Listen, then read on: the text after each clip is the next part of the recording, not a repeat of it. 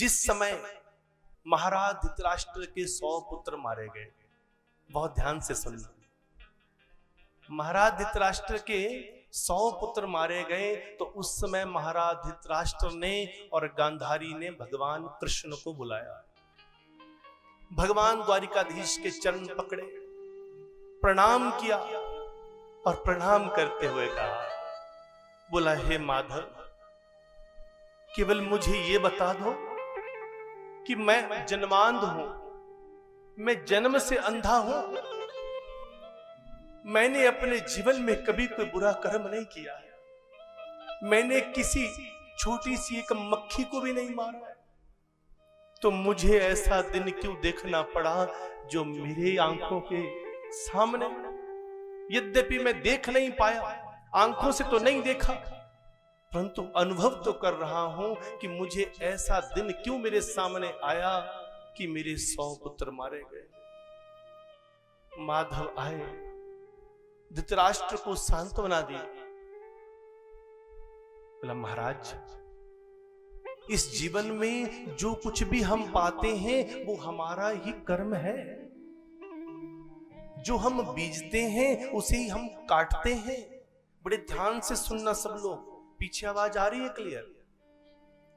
बहुत शांत होकर सुनना। ये जो प्रसंग मैं आपको सुनाने जा रहा हूं, अगर ये प्रसंग भी आपको समझ आ गया तो 7 दिन की कथा समझ आ गई। समझ लो कि हम करना क्या चाह रहे हैं, हम कथा का हमारा लक्ष्य क्या है, कथा हम सुनते किस लिए हैं। शरीर के नृत्य के साथ साथ आत्मा का नृत्य बहुत अनिवार्य है कथा में, अन्यथा कथा का कोई लाभ नहीं। महाराज धृतराष्ट्र रो रहे थे, अंधी आंखें बह रही थी। बोला, प्रभु, मैंने अपने जीवन में किसी मक्खी को नहीं मारा, किसी मच्छर को नहीं मारा, मैं जन्म से अंधा हूं, मैं जन्मांध हूं, तो मुझे ऐसा दिन क्यों देखना पड़ा कि मेरे 100 पुत्र मारे गए। तो माधव कहते हैं, बोला, धृतराष्ट्र, हे राजन, अपने कर्मों का फल है। बोला, माधव, मैं नहीं मानता, मेरे साथ कोई ना कोई धोखा हुआ है, विधि के विधान ने मेरे साथ खेल खेला है। तो माधव कहते हैं, बोला, आओ धृतराष्ट्र, आओ राजन, मैं तुम्हें बताता हूं कि तुमने कौन सा कर्म किया था, निश्चित रूप से कोई बुरा कर्म किया होगा। माधव महाराज धृतराष्ट्र के माथे के ऊपर हाथ रखते हैं, उनकी दिव्य दृष्टि को जागृत करते हैं। बोला, राजन, अपने पिछले जन्म में प्रवेश करो। जैसे ही महाराज धृतराष्ट्र पिछले जन्म में प्रवेश करते हैं तो क्या देखा कि पिछले जन्म में कोई पाप नहीं किया। बोला, पिछले जन्म में भी मैं राजा था और बड़ा दयालु राजा था, मैंने किसी को नहीं मारा। बोला, राजन, और पीछे जाओ, 1 जन्म देखा, 2 देखा, 5 जन्म, 6वां, 7वां, 8वां, देखते देखते 50 जन्म देखे पीछे, कोई पाप नहीं, किसी को नहीं मारा, किसी को दुख नहीं पहुंचाया। धृतराष्ट्र कहते हैं, माधव, मैंने कहा था ना, मैंने कोई पाप नहीं किया। महाराज रो रहे हैं और माधव कहते हैं, बोला, और पीछे देखो। तो देखते देखते 50 के बाद 60, 70, 80, 90, 100 जन्म पीछे देख लिया, फिर भी कोई पाप नहीं। धृतराष्ट्र कहते हैं, प्रभु, मैंने कहा था ना, मैंने कोई पाप नहीं, विधि के विधान ने मेरे साथ धोखा किया। भगवान माधव कहते हैं, बोला, हे धृतराष्ट्र, विधि का विधान कभी गलत नहीं करता। 1 जन्म और पीछे चलो तो 101 जन्म पीछे गए। कितने जन्म? 101 जन्म पीछे गए। तो बोला, अब देखो। तो धृतराष्ट्र अपनी दिव्य दृष्टि से क्या देखते हैं, माधव का हाथ उनके माथे पर, दिव्य दृष्टि जागृत है। तो धृतराष्ट्र क्या देखते हैं कि 101 जन्म पीछे भी धृतराष्ट्र राजा हैं, बड़े दयालु राजा हैं, सबके ऊपर दया करने वाले हैं, पूरी प्रजा को अपने संतान की भांति मानते हैं। परंतु आज अचानक किसी विदेशी राजा ने आक्रमण किया। 101 जन्म पीछे का दृष्टांत देख रहे हैं धृतराष्ट्र। किसी विदेशी राजा ने आक्रमण किया, यही राजा उस समय 101 जन्म पीछे घायल हो गए। घायल इतनी बुरी तरह से हुए कि कोमा में चले गए। वैद्य जी को बुलाया गया, बड़े बड़े वैद्य आए, बोला हमारे राजा को बचाओ। ऐसा दयालु राजा कभी नहीं मिलेगा जो अपनी प्रजा को संतान की भांति मानता हो। बड़े बड़े वैद्य आए और एक बहुत बड़े वैद्य राज आए, कहा बोला एक ही तरीका,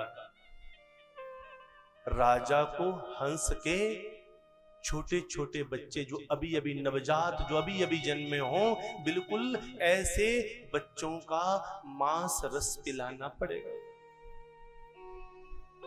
बोला कितना पिलाना पड़ेगा? बोला जब तक होश ना आ जाए। रोज एक एक हंस के एक एक नवजात बच्चे को लाया गया, मूसल में कुंडी डंडे में उसको कूट कूट कर उसका रस निकाला गया। वो मांस रस बेहोशी में गए हुए, कोमा में गए हुए उस राजा को पिलाया गया और पूरे पिलाते पिलाते 100 हंसों के 100 बच्चों का रस पिला दिया गया। तब राजा को होश आया। जैसे होश आया, बोला मैं कहाँ हूं? बोला राजन आप बेहोश हो गए थे, आप कोमा में चले गए थे, आप अचेत हो गए थे। बोला मैं बचा कैसे? बोला आपके प्राणों की रक्षा के लिए एक एक हंस के नवजात उस बच्चे के रस को पिलाया गया है, मांस रस को पिलाया गया है। महाराज धृतराष्ट्र रोए। बोला जिस व्यक्ति ने अपने जीते जी अपनी खुली आंखों से कभी एक मक्खी को नहीं मारा, केवल अपनी प्रजा के कल्याण के लिए सब कुछ किया, उसे आपने मांस रस पिलाया। अचेत अवस्था में कोमा में गए हुए राजा को 100 हंसों के बच्चों का मांस रस पिलाया गया। फिर भी दंड क्या मिला? क्या राजा ने पिया? राजा ने स्वयं नहीं पिया, धोखे से पिलाया गया, बचाने के लिए पिलाया गया। राजा को तो पता भी नहीं था, पर फिर भी क्या हुआ? उन्हीं 100 हंस पुत्रों कि उस मांस रस के पान से, उन 100 हंसों के उस मारण करने से आज जो साइड इफेक्ट हुआ वो कितने जन्मों के बाद हुआ? इफेक्ट तो तत्काल हो गया, मृत्यु संकट से उसी समय बच गए, प्राण उसी समय बच गए, पर उसका साइड इफेक्ट कब हुआ? 100 जन्म के बाद साइड इफेक्ट हुआ। और धृतराष्ट्र के 100 पुत्र उन 100 हंस पुत्रों के बदले में मारे गए। तब कहा there is equal and opposite reaction to every action. ऐसा कभी नहीं हो सकता कि हम कर्म करें और हमें उसका प्रतिफल ना भोगना पड़े। ऐसा कभी नहीं हो सकता। तब मैंने कहा कि अच्छे कर्म का अच्छा परिणाम तुरंत मिलता है, किसी दवा का इफेक्ट तुरंत मिलता है, पर साइड इफेक्ट 20 साल बाद पता चलता है। बोला जी आंत में कैंसर हो गया। पता नहीं किस वक्त कौन सी गोली ऐसी खाई थी जिसने इतनी गर्मी अंदर पैदा कर दी, या दवाई खाई और ऊपर से पानी खूब नहीं पिया, तो अंदर उस दवा ने आंत में कैसे ऐसी गर्मी पैदा कर दी कि 20 साल बाद पता चला कैंसर तैयार हो गया। बीड़ी चूसता है व्यक्ति, बीड़ी पीने का आनंद उसे तत्काल मिलता है, उसे लगता है जिस सुख को मैं भोग रहा हूं ये सुख किसी को नहीं मिल सकता। व्यक्ति बीड़ी चूसता है, व्यक्ति सिगरेट पीता है, उसका आनंद तो तत्काल मिलता है, अच्छा परिणाम तो तत्काल मिलता है, पर उसका जो साइड इफेक्ट है वो 10, 20, 30 साल बाद पता चलता है। तो याद रखिएगा कि अच्छा परिणाम तुरंत है, बुरा परिणाम बहुत लेट है। जीवन में अगर एक भी पुण्य कर्म किया हो और 1000 पाप किए हो तो पुण्य का फल पहले मिलता है। आपसे पूछा जाएगा, बोला क्या चाहते हो, क्या फल पाना चाहते हो? बोला प्रभु अगर मैंने एक भी पुण्य कर्म कर दिया है तो उस पुण्य कर्म के बदले मुझे किसी सच्चे गुरु की शरण दे दो। गुरु की शरण मिल जाएगी तो हजारों लाखों पाप भी कट जाएंगे। वो साइड इफेक्ट भोगने का मौका नहीं मिलेगा, साइड इफेक्ट तक नहीं। गुरु की कृपा से पहले ही सारे कर्मों का लेखा जोखा पूर्ण हो जाएगा। तो ये सब कैसे होगा? तब कहा चिंतामणि लोक सुखम सुरद्रु स्वर्ग संपदम प्रच्छति गुरु प्रीतो वैकुंठ योगी दुर्लभम। ऐसे गुरु की शरण मिल जाए जिसकी कृपा से वैकुंठ मिल जाता है, जो बड़े बड़े योगियों को भी प्राप्त नहीं होता है।